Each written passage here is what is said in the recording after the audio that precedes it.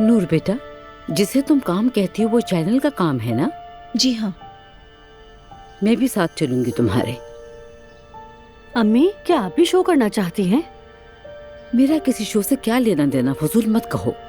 दरअसल रमीज यहाँ मेरा हाल पूछने आया था, तो सोच रही हूँ तुम्हारे साथ जाके मैं उसकी खैरियत ही पूछ लूँ। ठीक है अम्मी, मैं रमीज साहब से पूछती हूँ कि उनके पास वक्त है। अगर है तो हम आज चले जाएंगे। ठीक है, फोन कर लो उसे।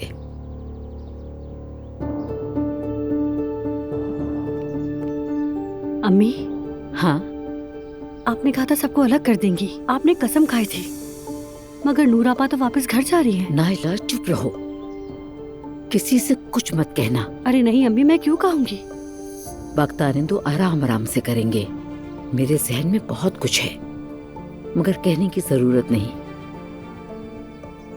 तो आपने प्लानिंग शुरू कर दी? हस्बुनल्लाह। अम्मी, मैं तो बस आपसे इसका जवाब पूछ रही हूँ, जवाब देना। हाँ, बहुत कुछ चल रहा है, मगर तुम अपनी जुबान बंद रखो। ठीक है ठीक है ठीक है, वो आ रही है। चुप। अम्मी जान, रमीज साहब ने कहा है कि ठीक आ जाए, वो हमारा वेट कर रहे हैं। हाँ, ये तो अच्छी बात है। तो फिर तैयार हो जाती हूँ मैं भी पैकिंग कर लेती हूँ।